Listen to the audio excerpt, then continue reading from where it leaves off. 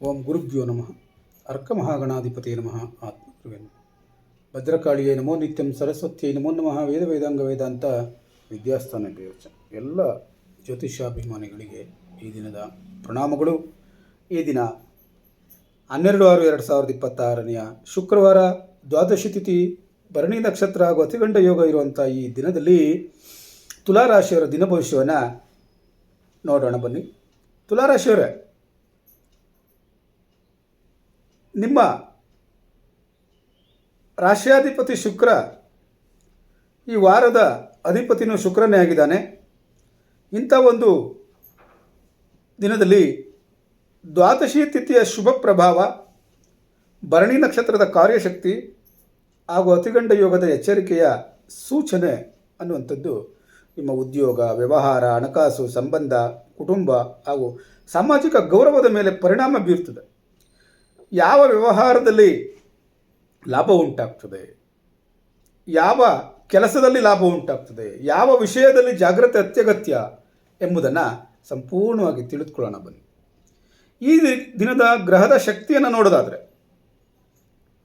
ರಾಶ್ಯಾಧಿಪತಿ ಮತ್ತು ದಿನಾಧಿಪತಿ ಇಬ್ಬರು ಶುಕ್ರನೇ ಆಗಿರೋದ್ರಿಂದ, ನಿಮ್ಮ ಅಧಿಪತಿ ಗ್ರಹದ ದಿನನೇ ಆಗಿರೋದ್ರಿಂದ ಕೆಲವು ವಿಷಯಗಳಲ್ಲಿ ಅನುಕೂಲತೆಗಳು ಹೆಚ್ಚಾಗ್ತದೆ.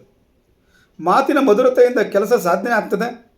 ಪಾರ್ಟ್ನರ್ಶಿಪ್ ಮೂಲಕ ಲಾಭ ಆಗ್ತದೆ. ಜನರ ಸಹಕಾರ ಸಿಗೋ ಸಾಧ್ಯತೆ ಇದೆ. ಆದರೆ ಎಲ್ಲರನ್ನ ಖುಷಿಪಡಿಸಲು ಹೋಗಿ ಗೊಂದಲಕ್ಕೆ ಸಿಲುಕಿಕೊಳ್ಳಬೇಡಿ.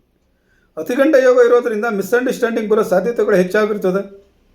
ಇಂದು ಸಮತೋಲನ, ತಾಳ್ಮೆ ಅತ್ಯಂತ ಮುಖ್ಯವಾದಂಥ ವಿಚಾರ ಆಗಿರ್ತದೆ. ದ್ವಾದಶಿ ತಿಥಿಯ ಪ್ರಭಾವ ಇರೋದರಿಂದ ಹಳೆಯ ಕೆಲಸಗಳು ಪೂರ್ಣಗೊಳ್ಳುವುದು, ಮನಸ್ಸಿಗೆ ಶಾಂತಿ ಲಭ್ಯವಾಗ್ತದೆ, ಆಧ್ಯಾತ್ಮಿಕ ಫಲ ಅನ್ನುವಂಥದ್ದು ಲಭಿಸ್ತದೆ. ವಿಷ್ಣು ಸ್ಮರಣೆಯಿಂದ ಶುಭ ಫಲ ದೊರೆಯುತ್ತದೆ. ಹಳೆಯ ಸಂಬಂಧ ಸುಧಾರಿಸ್ತದೆ. ಮನಸ್ಸಿನ ಗೊಂದಲ ಕಡಿಮೆ ಆಗೋ ಸಾಧ್ಯತೆ ಇರ್ತದೆ.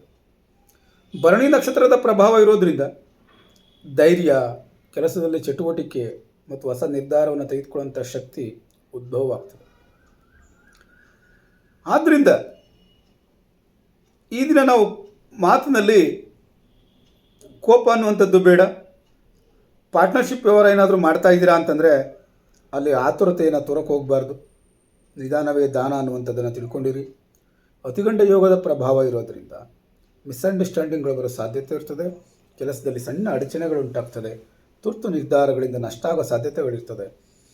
ತಾಳ್ಮೆಯಿಂದ ಲಾಭ ಆಗ್ತದೆ. ಆದ್ದರಿಂದ ಡಾಕ್ಯುಮೆಂಟ್ಗಳನ್ನ ಪರಿಶೀಲಿಸಿ, ವಾಹನ ಚಾಲನೆಯಲ್ಲಿ ಜಾಗ್ರತೆಯಿಂದ ಇರಿ.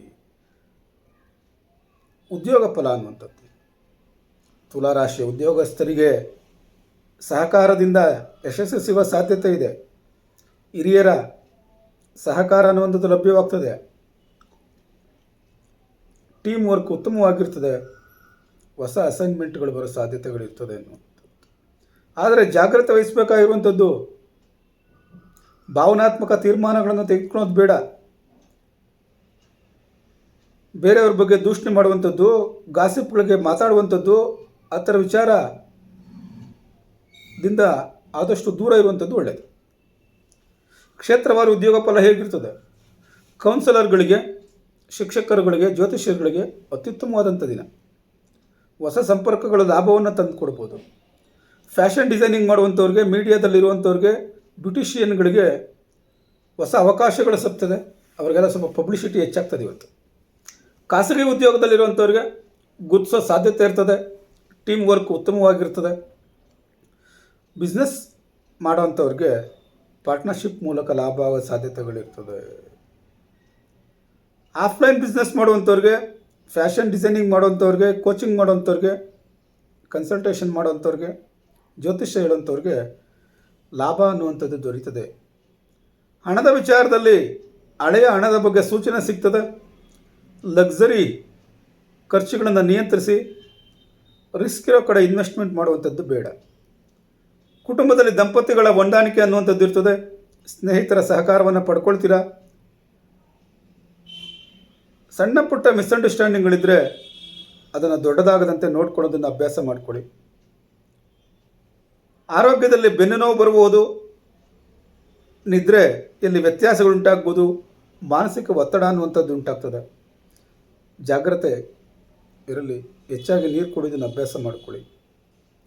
ಮಾತಿನಲ್ಲಿ ತಾಳ್ಮೆ ಇರಲಿ, ಪಾರ್ಟ್ನರ್ಶಿಪ್ನಲ್ಲಿ ಜಾಗ್ರತೆ ಇರಬೇಕು.